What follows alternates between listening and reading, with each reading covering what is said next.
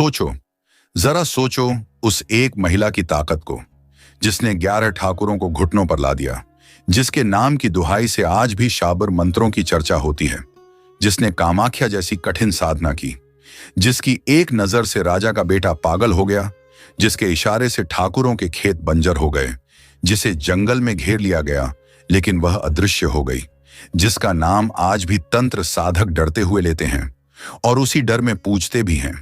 नाम सुनते ही सदियों की नफरत जाग जाती है। चमारिन नीच कही गई, अपवित्र बताई गई, लेकिन सच्चाई यह है वह कलयुग की देवी थी, विद्रोह की देवी, बहुजन आत्मसम्मान की देवी। नाम था उसका लोना चमारिन। लेकिन सवाल यह है, यह लोना बनी कैसे? जन्म से उसे क्या क्या सहना पड़ा? किस दिन उसके अंदर की बच्ची मरी और योद्धा पैदा हुआ? उसने विद्रोह कैसे किया? किससे टकराई? किस कीमत पर लड़ी? और मृत्यु तक किसके सामने झुकी नहीं? आज हम कोई चमत्कार नहीं सुनाने वाले। आज हम दफन किया गया इतिहास सामने रखने वाले हैं।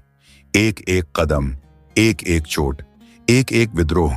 और यह कहानी कोई राजा नहीं सुनाएगा, कोई दरबारी नहीं सुनाएगा, यह कहानी सुनाएगा बहुजन रक्षक। लेकिन आगे बढ़ने से पहले हम आपसे एक जरूरी बात साफ साफ कहना चाहते हैं। अगर आप इस चैनल पर पहली बार आए हैं तो कृपया चैनल को सब्सक्राइब कर लीजिए, और अगर आपने पहले से सब्सक्राइब कर रखा है तो कमेंट में जरूर बताइए कि आप यह वीडियो किस जगह से देख रहे हैं।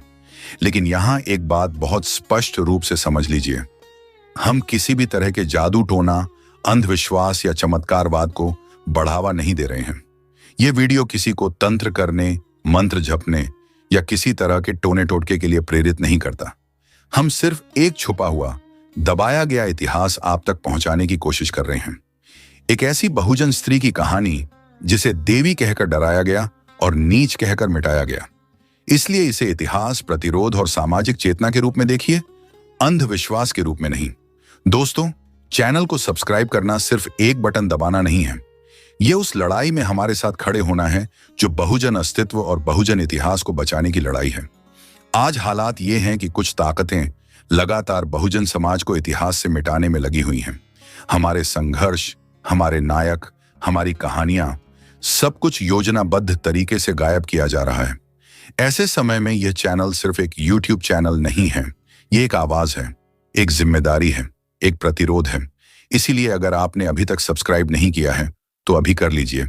यह कहानी लंबी है, आप चाहें तो इसे थोड़ा थोड़ा करके सुन सकते हैं, लेकिन अगर पूरा सच जानना है तो इसे अंत तक सुनना जरूरी है। आप इसे शेयर भी कर सकते हैं, सेव भी कर सकते हैं।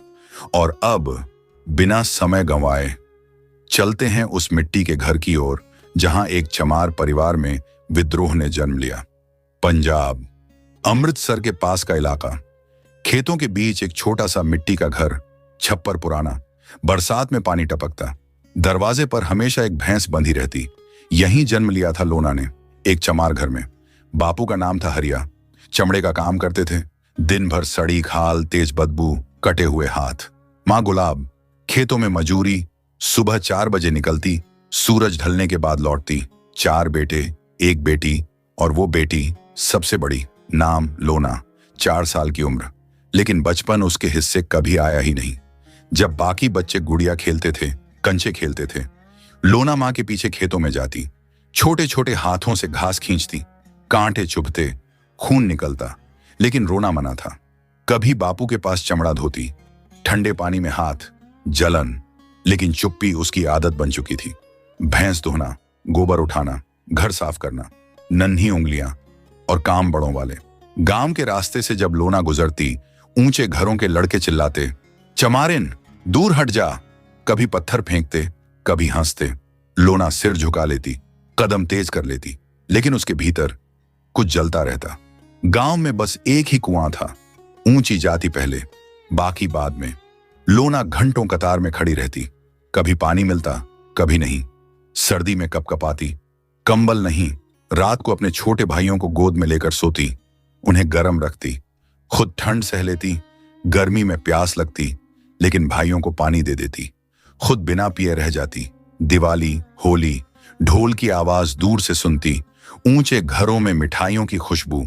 लोना के घर, सूखी रोटी, कभी कभी गुड़ का छोटा टुकड़ा, लेकिन माँ रात को धीरे धीरे गाती, हम नीच नहीं हैं बेटी, हमारा खून खराब नहीं है। यही शब्द लोना के भीतर बीज की तरह गिरते चले गए।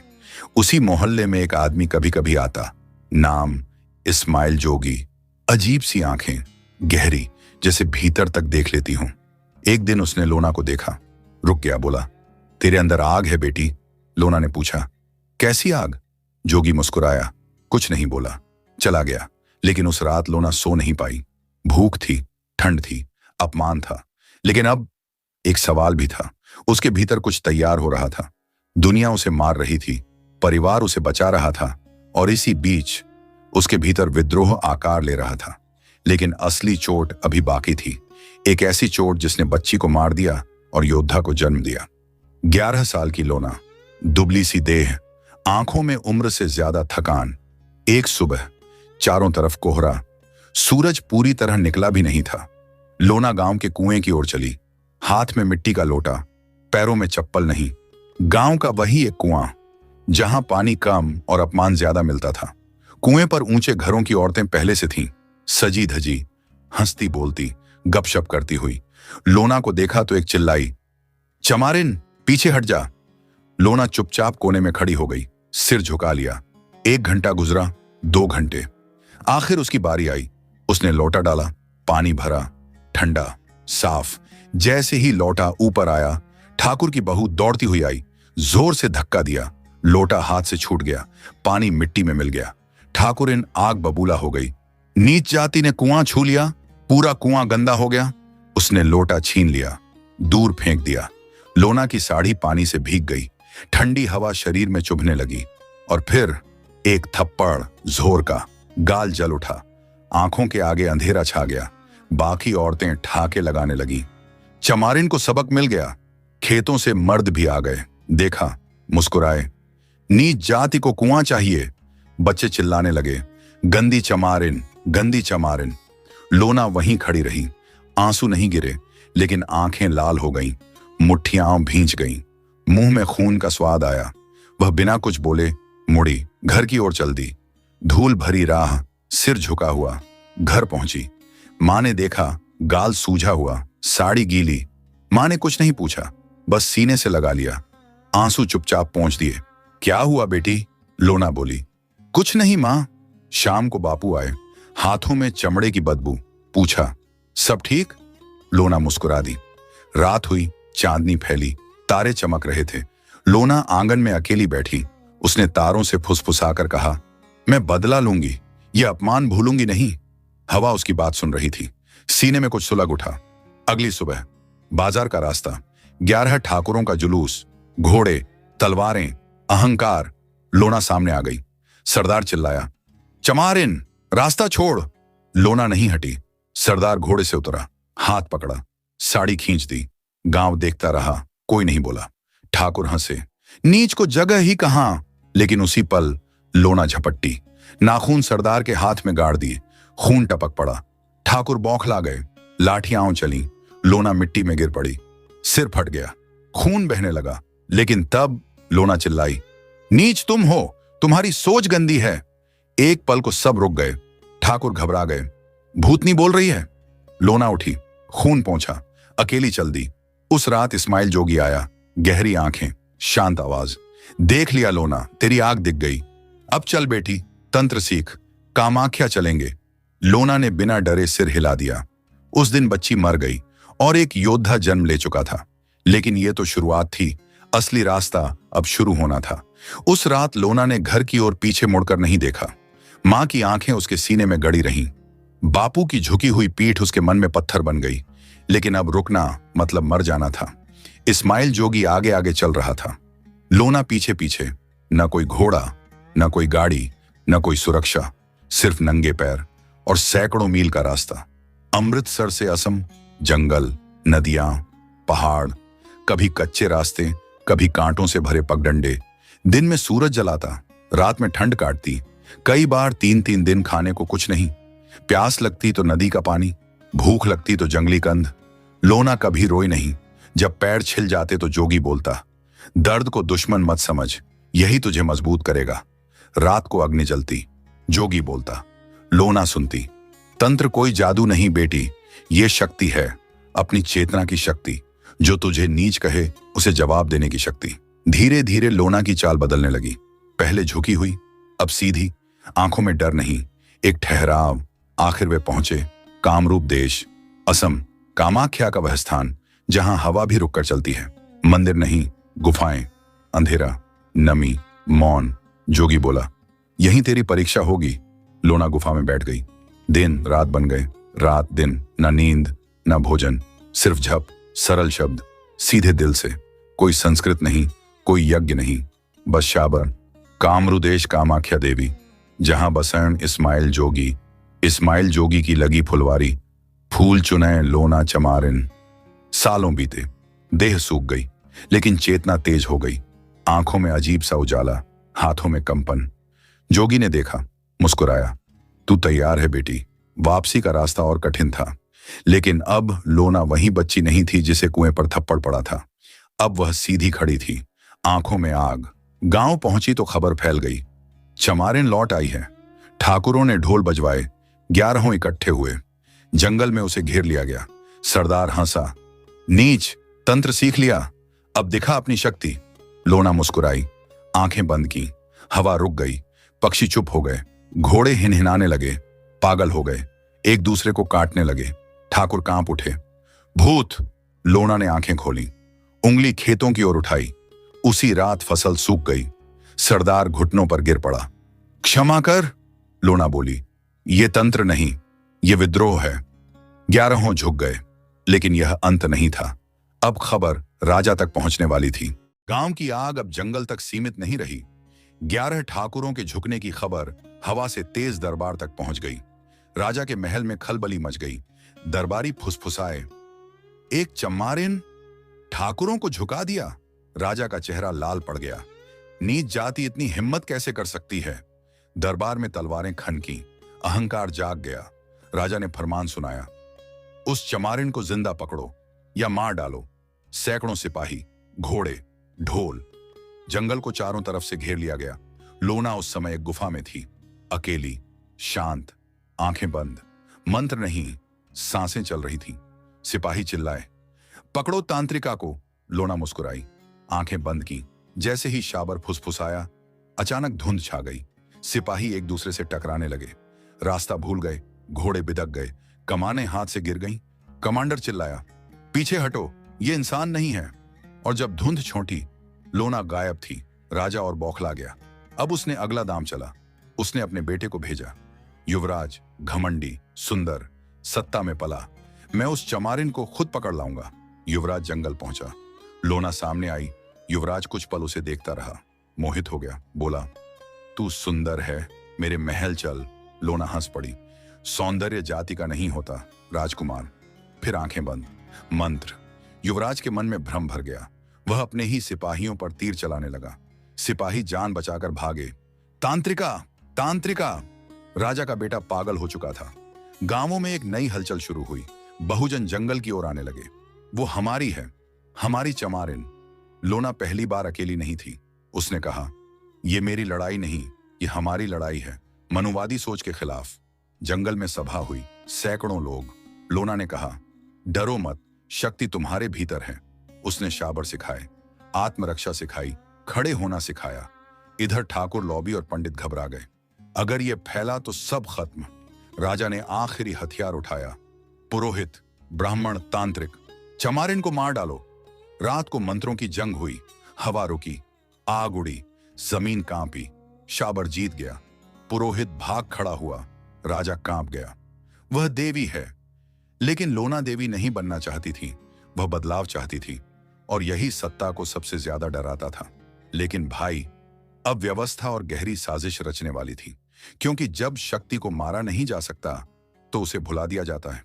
राजा अब समझ चुका था, लोना को तलवार से नहीं मारा जा सकता, सेना से नहीं दबाया जा सकता, डर से नहीं झुकाया जा सकता, क्योंकि लोना अब सिर्फ एक औरत नहीं थी, वह एक चिंगारी बन चुकी थी।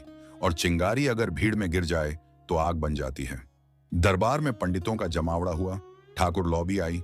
सत्ता के रखवाले इकट्ठा हुए। फैसला साफ था, इसे देवी मत बनने दो। अगर मारी नहीं जा सकती तो इसे बदनाम करो, अलग करो, तन्हा करो। और फिर व्यवस्था ने अपना सबसे पुराना हथियार उठाया, बहिष्कार। रातों रात गांव में फरमान पहुंचा, चमारिन तांत्रिका है, भूतनी है, इसके घर कोई न जाए, इससे बात करना पाप है। सुबह हुई, बापू चमड़ा लेकर बाजार पहुंचे। कोई खरीदार नहीं।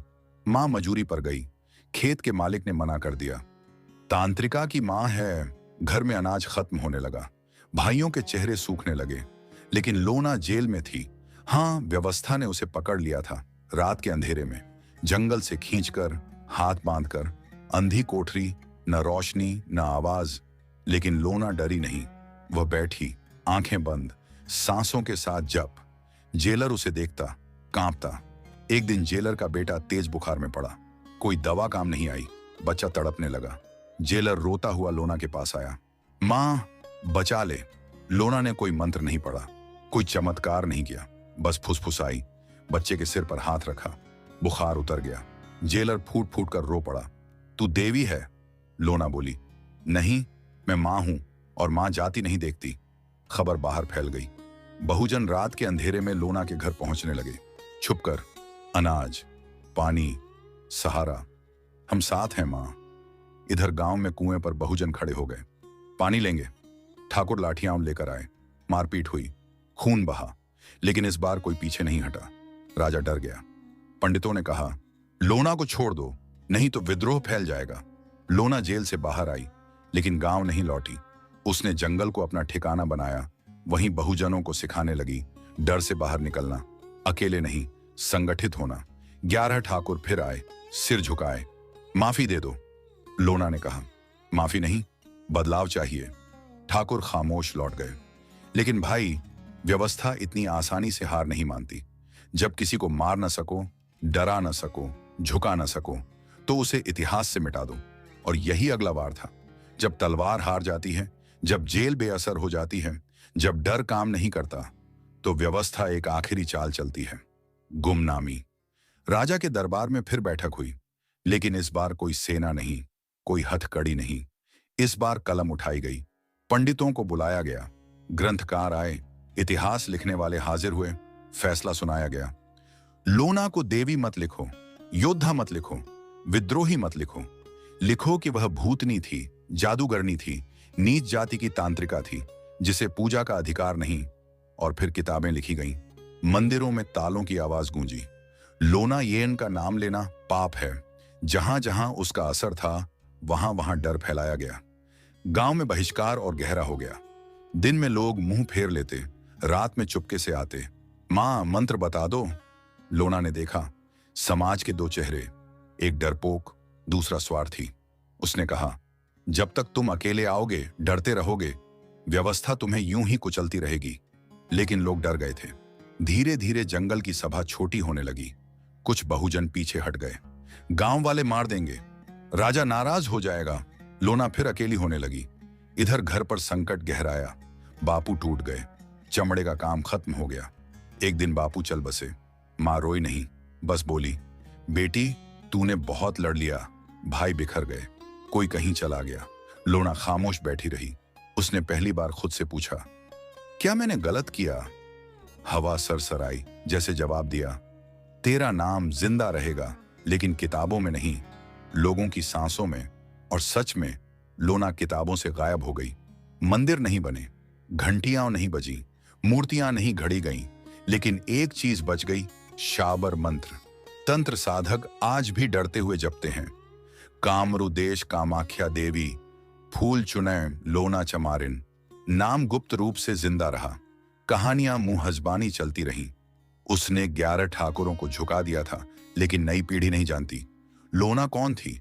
और यही व्यवस्था की जीत थी, शहीद को भुला देना। लेकिन भाई, कहानी यहीं खत्म नहीं होती, क्योंकि लोना मरी नहीं, वह आज भी हमारे बीच है। लोना मरी नहीं, उसे मारा नहीं गया, उसे हराया नहीं गया, उसे बस भुला दिया गया। लेकिन क्या भुला देने से इतिहास मर जाता है? देख भाई, जरा ध्यान से देख, आज भी वही कुआं है, बस नाम बदल गया है। अब उसे सोसाइटी का गेट कहते हैं, ऑफिस का प्रमोशन कहते हैं, शादी का रिश्ता कहते हैं, स्कूल की आखिरी बेंच कहते हैं। आज भी पहले जाति पूछी जाती है, फिर इंसान देखा जाता है। लोना ने जिस कुएं पर थप्पड़ खाया था, आज उसी अपमान को हम चुपचाप सह लेते हैं, फोन में जय भीम लिख देते हैं, डीपी बदल देते हैं, लेकिन कुएं पर खड़े नहीं होते। आज का बहुजन वोट डालता है, लाइक करता है, शेयर करता है, लेकिन संगठित नहीं होता। लोना होती तो हंसती, कहती ये कैसा विद्रोह है जो सिर्फ स्क्रीन तक सीमित है। आज भी बच्चे से कहा जाता है तेरे बस की नहीं पढ़ाई, आज भी फाइल में अटकाया जाता है तेरी जाति। आज भी कॉलोनी के बोर्ड पर अनकहे शब्द लिखे होते हैं, एससी एसटी मत आना। लोना होती तो मंत्र नहीं झपती, वह सीधे आंखों में देखती, कहती नीच मैं नहीं, तुम्हारी सोच है। भाई, लोना ने कोई जादू नहीं सिखाया था, उसने हिम्मत सिखाई थी, संगठन सिखाया था, डर के खिलाफ खड़ा होना सिखाया था। उसका शाबर कोई टोना नहीं था, वह एक घोषणा थी, हम नीच नहीं हैं, हम शक्ति हैं। आज भी लोना जंगल में नहीं है, वह तुम्हारे भीतर है। जब तुम अपमान के सामने चुप रहते हो, वह तड़पती है। जब तुम डर कर पीछे हटते हो, वह रोती है। और जब तुम खड़े होते हो, वह मुस्कुराती है। अब सवाल तुमसे है, भाई, आज अगर कुएं पर फिर थप्पड़ पड़े तो क्या तुम चुप रहोगे या लोना बनोगे?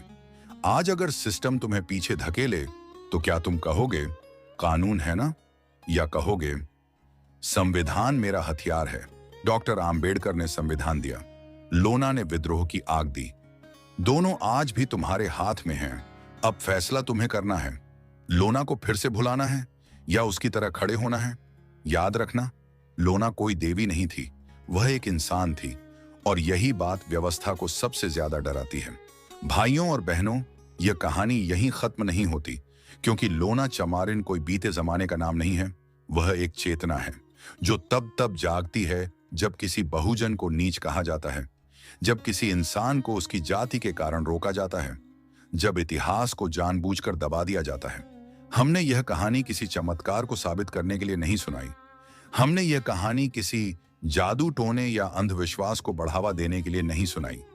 हमने यह कहानी इसलिए सुनाई ताकि आप समझ सकें कि इतिहास सिर्फ किताबों में नहीं होता, इतिहास इंसानों के संघर्ष में होता है। लोना ने हमें यह सिखाया कि जब सत्ता ताकतवर हो तो सबसे बड़ा हथियार डर को तोड़ना होता है। डॉक्टर भीमराव आंबेडकर ने हमें संविधान दिया, लोना ने हमें आत्मसम्मान की आग दी। अब यह हम पर है कि हम सिर्फ नारे लगाकर रुक जाएं या अपने अधिकारों के लिए खड़े होना सीखें। अगर यह कहानी आपके भीतर थोड़ा सा भी सवाल छोड़ गई है, अगर आपको लगा है कि हाँ, ये हमारी भी कहानी है, तो समझिए इस वीडियो का मकसद पूरा हुआ। अब आपसे एक आखिरी अपील, अगर आपने अभी तक चैनल को सब्सक्राइब नहीं किया है तो अभी सब्सक्राइब कीजिए।